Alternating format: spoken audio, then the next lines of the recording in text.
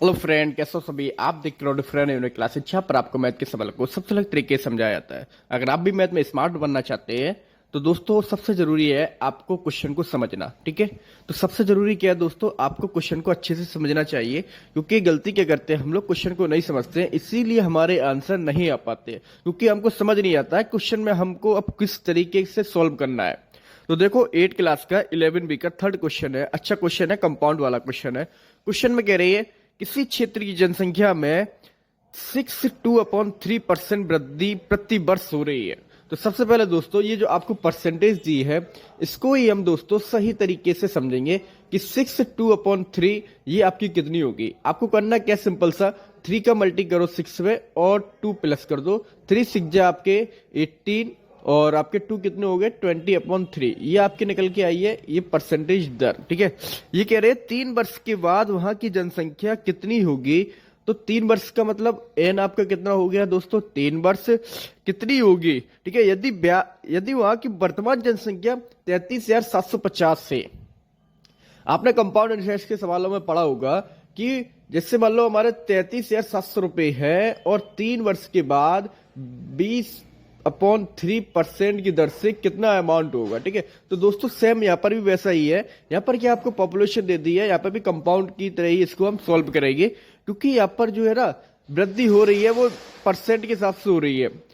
तो 20/3 पहले साल में बढ़ेगा, फिर दूसरी साल में जितनी पॉपुलेशन बढ़ चुकी होगी उसका 20/3% बढ़ेगा। ठीक है, तो हम कंपाउंड वाला फॉर्मूला लगाइए, ए बराबर पी कोष्टक 1 प्लस आर अपॉन 100 की पावर एन। ठीक है, पी क्या होता है दोस्तों, जो अभी की होती है। अभी कितनी है दोस्तों यहाँ पर 33,750। पी इसको अच्छे से समझने के लिए आप ये समझ सकते हो, पी दोस्तों होता है जिसमें वृद्धि ऐड ना हो। अभी तो ये 33,000 है, अब वृद्धि हो रही है तो होने के बाद जो आएगा फाइनल वो क्या होगा आपका ए में क्या होता है दोस्तों, वृद्धि ऐड होती है। लेकिन पी में वृद्धि ऐड नहीं होती है, पी के ही साथ में वृद्धि ऐड हो जाती है बाद में। ठीक है, तो पी आपकी स्टार्टिंग की होती है। तो स्टार्टिंग में कितनी 33,750, इसलिए हमने रख दिया पी की 33,750। इसमें काफी लोग कंफ्यूजन हो जाते हैं पी और ए में। ठीक है, तो आपका 1 की जगह आपका 1 आ गया। आर कितना आपका 20/3, तो 20/3 कर दिया। बटे में कितने दोस्तों आपके 100, तो हमने लिख दिया 100। 20 और 100 ये 20 से आपके डिवाइड हो जाएंगे। 20 बन जा 20, 20 5 जा 100। ठीक है, तो आपके यहाँ पर कितने बचे दोगे 5 या 15।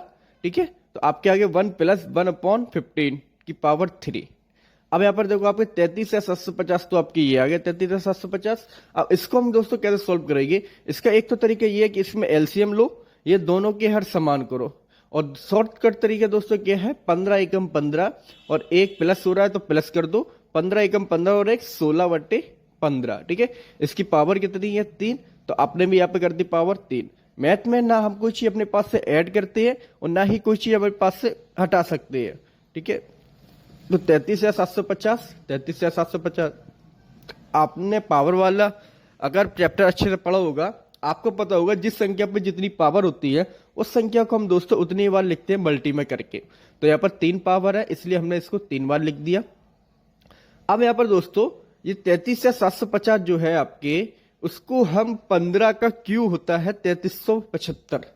ठीक है, डायरेक्ट चाहो तो डायरेक्ट भी काट सकते हैं, नहीं तो दोस्तों एक एक करके काट सकते हैं इसको। 15 से जब इसे कट करेंगे 15 दूनी 30, फिर आपके कितने बचे दोस्तों 3, तो यहाँ पर आ गए आपके 15 दूनी 30, फिर आपके कितने बचे 7, तो आपके यहाँ पर आ जाएंगे। फिर यहाँ पे कितने बचे 75 और 15 पंजे 75, तो आपके कितनी बार कट होगा ये 2250 बार। ठीक है, और ऊपर आपका देखो 16 गुणा 16 गुणा 16, ये भी आपका क्या है 16 का क्यू। इसको आप क्यू करोगे तो आएगा आपका 4096। ठीक है, आप डायरेक्ट भी लिख सकते हो, यहाँ पर भी क्वेश्चन को सॉल्व कर सकते हैं, आप एक एक करके सॉल्व कर सकते हो। 16 का गुणा 16 में 256 गुणा 16, अब 16 गुणा आप 256 में करोगे तो आपके 4096 आ गए।